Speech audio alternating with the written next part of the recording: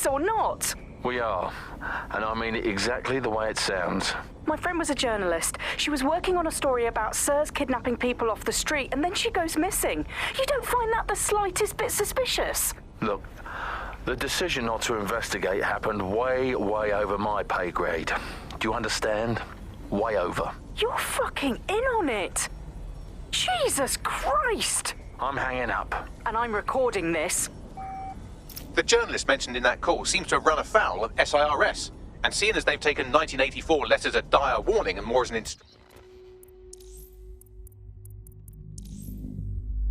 instruction book, she may be in trouble. She needs our help. Agreed.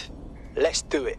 I've marked her last known location on your map. You should hurry, though. It was dated recently enough that SIRS might not have caught up with her yet.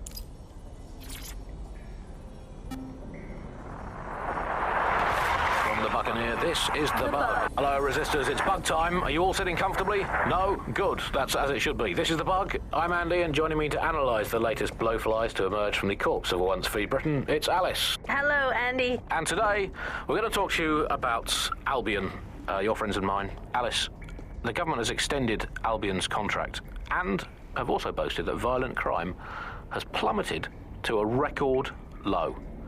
Now, extending Albion's contract, to me, that's like having a pet dog, let's call it Nigel for the sake of argument, that attacks you every single day and thinking to yourself, wouldn't it be nice if Nigel had puppies?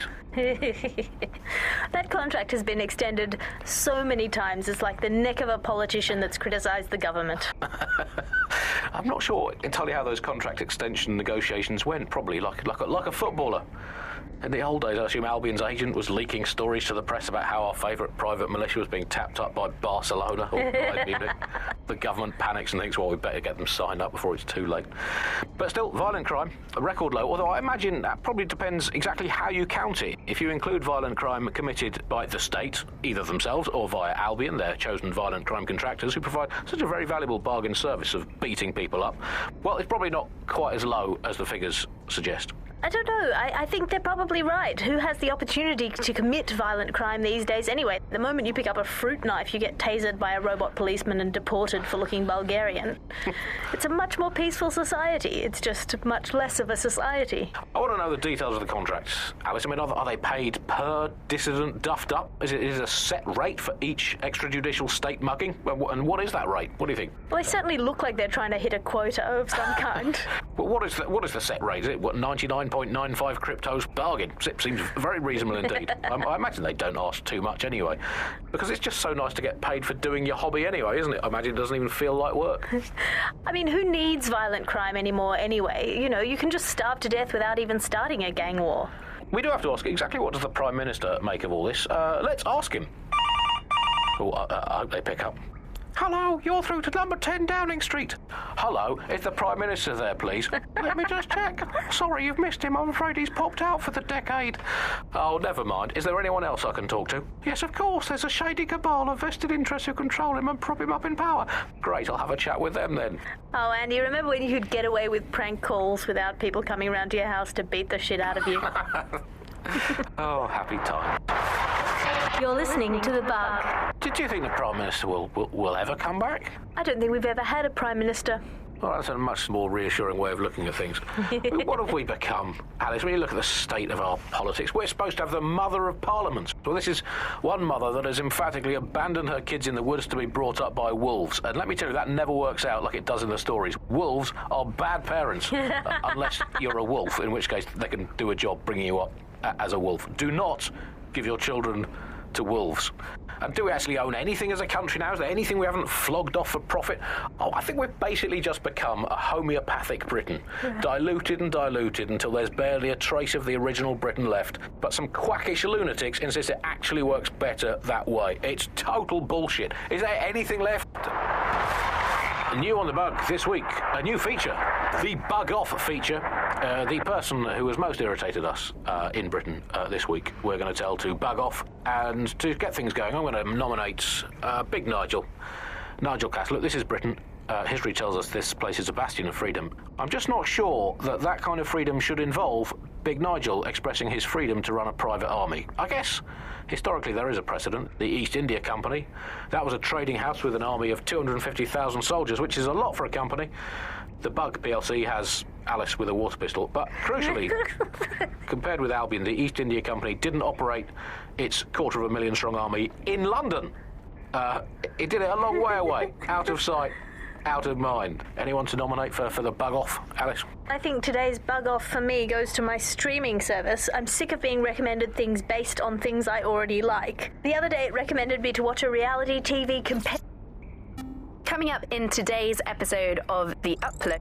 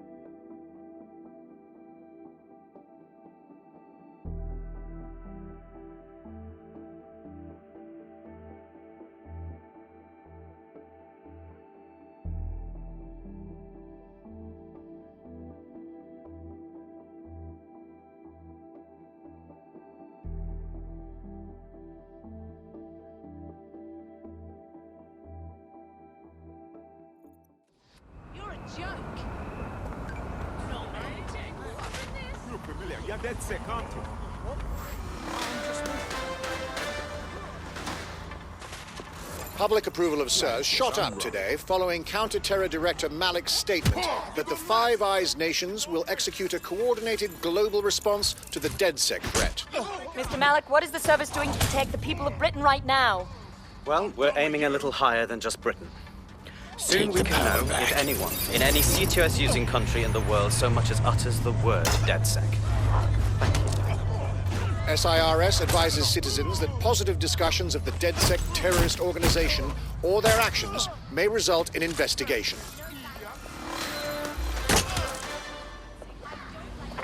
Someone thinks they're funny. Find out who they are.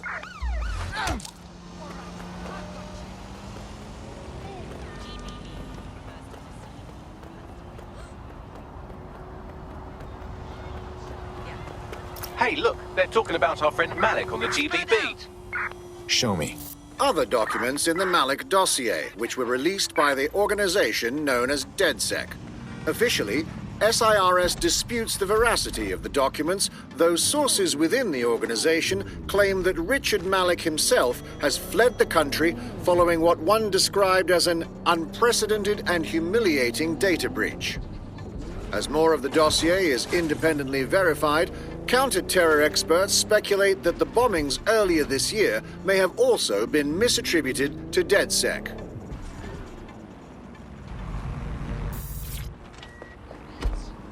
This is where that journalist mysteriously vanished while she was looking into SIRS mysteriously vanishing people. Probably a good place to start looking. I thought we might be able to get ahead of those Stasi wannabes at SIRS, but I'm seeing signs of a struggle. I've tagged a few pieces of evidence that I can analyze more closely if you get me some high-resolution stills.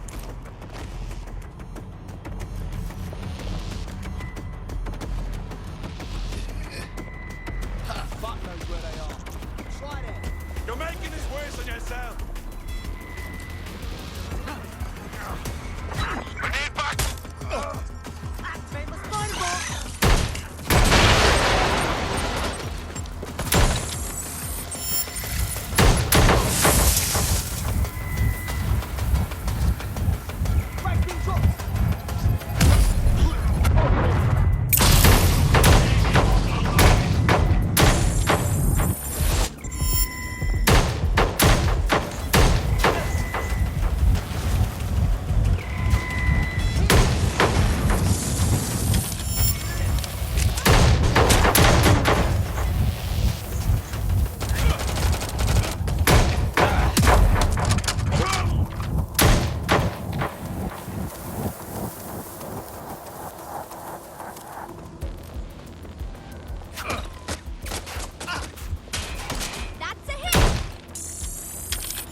It looks like there's something interesting under that car.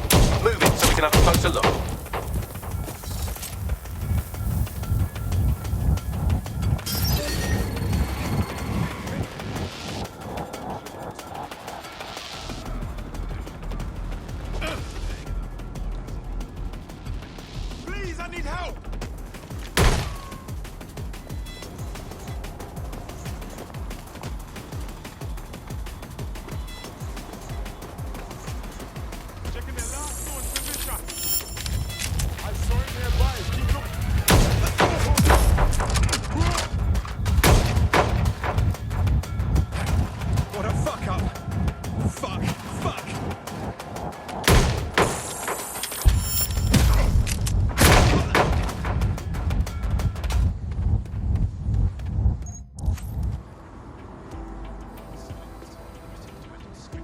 A notepad file is open. Looks like a journalist's. I've added a transcript to your data drive. We know she was here at least. Thanks, Bagley.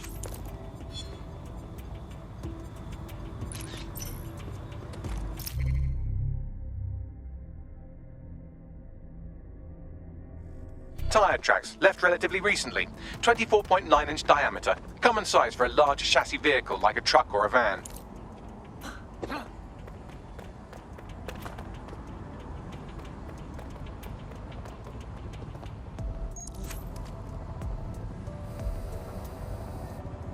Someone spray painted the security cameras. Shit. Now what? Oh, calm down. Did you think I had you take all those photos for my invite feed? If you find the CTOS hub, I can cross-reference the stills you took with the security feed and isolate the moments before the journalist was taken. It may contain a clue. Got it.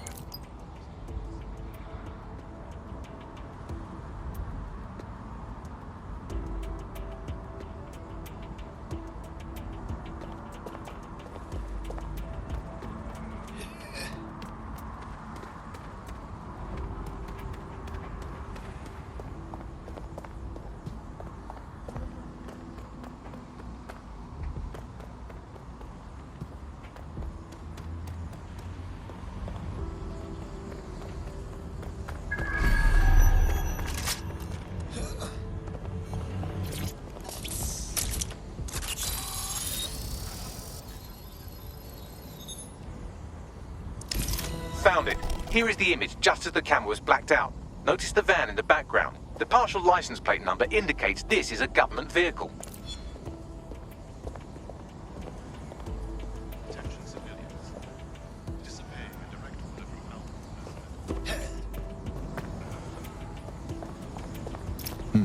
Interesting. This confirms the journalist was most likely abducted by SIRS. You know who might know where an SIRS operative would take a questionably legally detained journalist? Another SIRS operative. I've got Malik on the line. Can we trust him? Do you have to? I suppose I might have an agenda. Then again, I might just be bored. Cut to the chase.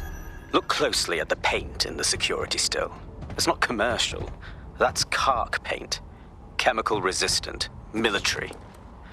Do you remember earlier when you saved me from Albion?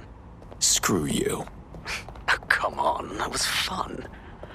Anyway, I didn't want the day to be a waste, so I installed a worm in their comms equipment that fed me, among other things, data on their supply requisitions. I just gave Bagley access to it. Looks like Albion just ordered a crate of Kark paint in that color to the Albion Internment Center. Pushing the location now.